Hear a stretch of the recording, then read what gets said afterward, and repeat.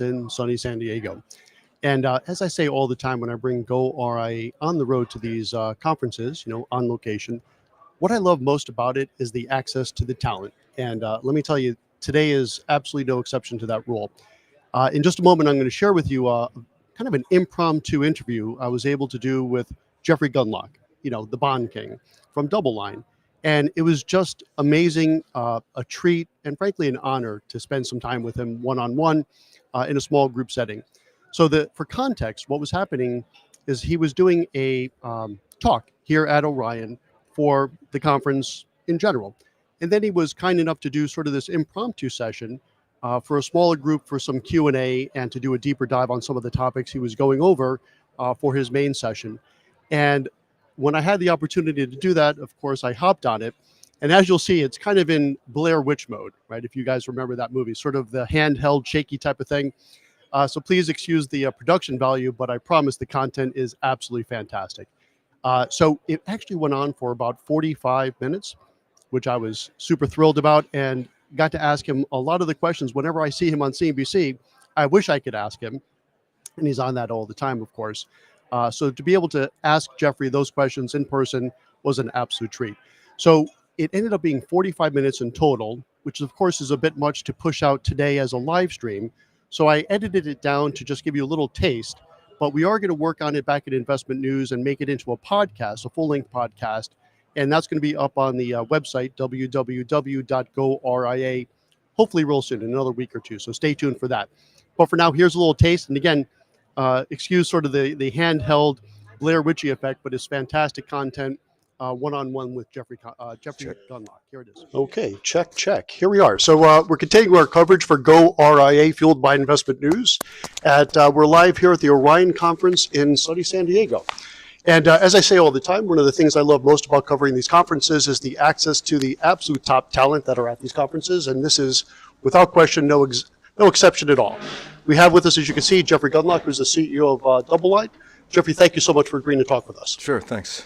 Okay, so to frame this a little bit, we just got through hearing Jeffrey talk to a larger audience, and this is a little bit of a smaller Q&A.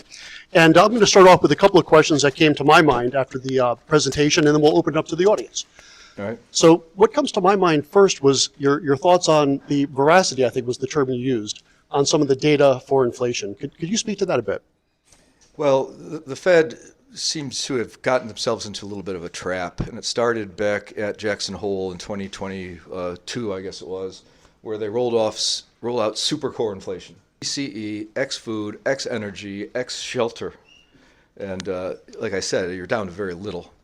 But they did that, I think, because they thought it was going to be a safer way of thinking about inflation. And then it started to not behave anymore. So I don't know if you're paying attention, but the Fed doesn't talk about super core inflation anymore. It's because it's going up, and it's going up rather sharply over the last 6 months. So then they pivoted to what they came up with last November, which was, let's really cherry pick data. Let's take 3 months and annualize it. Let's take 6 months and annualize it. Because the 3 month and 6 months annualized were looking good at heading towards in the vicinity of 2%. But now that's stopped. And PCE for the past 6 months and 12 months is exactly the same at about 3.5%. And so it's been stable at 3.5%, and it's no longer making any progress whatsoever down towards the 2.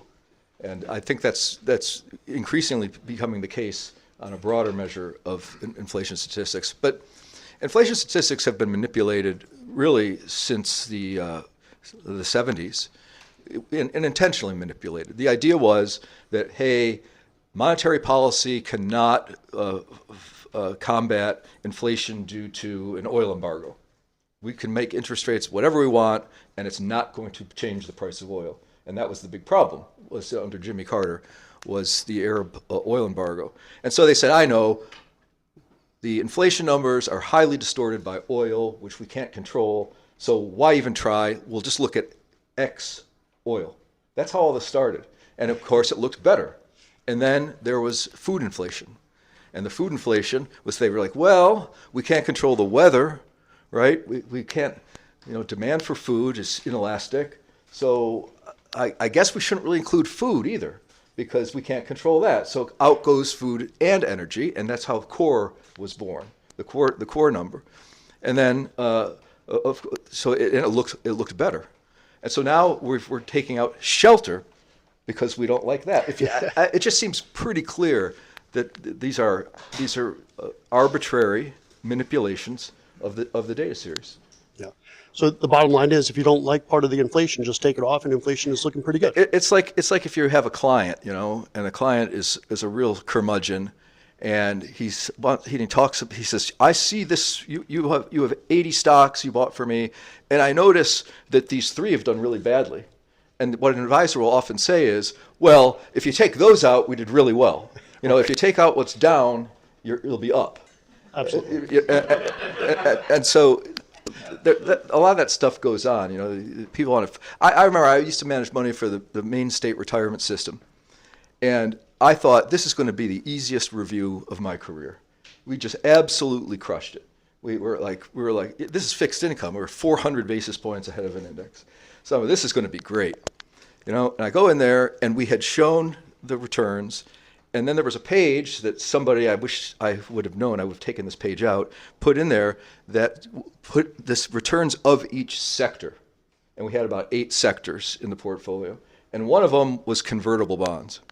And the whole meeting was about how the convertible bonds didn't do well. And I'm like, but, and it was the most frustrating experience. So that's kind of, but inflation is a very personal thing anyway. If you're having to pay for kids going to college, you have a much different inflation rate than Sure. than some retiree. This sort of a thing.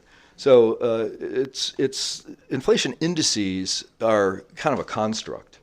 I think you experience inflation in your real life, and at the present moment, I'm not really seeing a lot of inflation.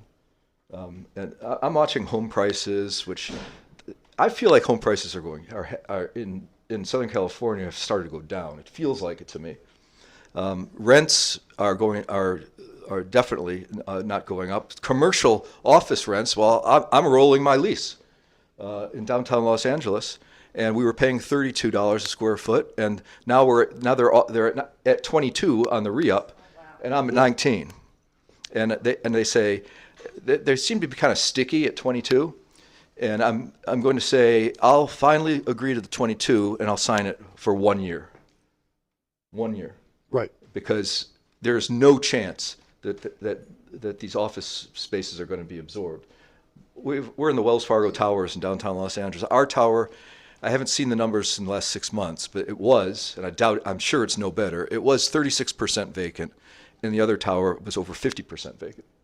So we're actually, thanks to work at home, we're realizing that IT is equally efficient at a remote site, and lawyers don't really need to be. The other tower is 50% empty because it's lawyer dominated. Law firms are really a conglomeration of teams. One team works on case A, one case B. They don't really need to talk to each other.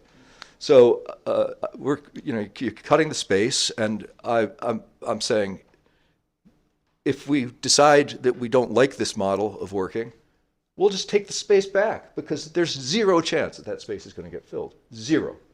Right. Yeah, so I just feel like that's an obvious source. And I said outside, the multifamily stuff is going to really put pressure on rents. How many have been put in place already? Yeah, I think that was a good point as well.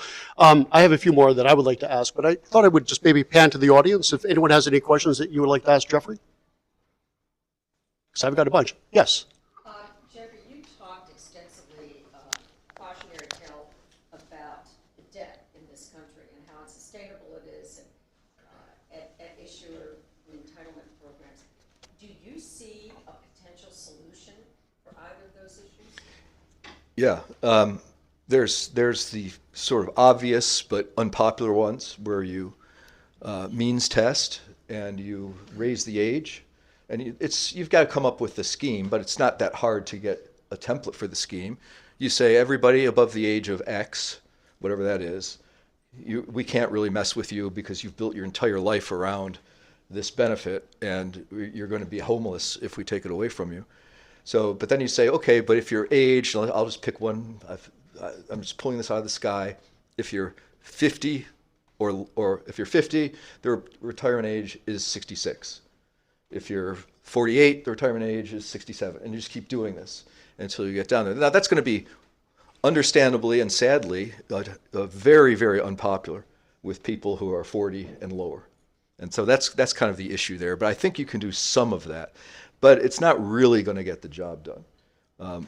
What you really need to do is something that is, most people, when I say this, they can't process. Okay, so again, that was just a little taste of it. But do stay tuned to goRIA.com. We are going to have a full-length podcast on that, edited up and on the website fairly soon. But for now, I still am here at Orion's Ascent conference. We're just kicking off day 2, which is the final day, but a lot more great content to come. I'll see you in about an hour. Stay tuned.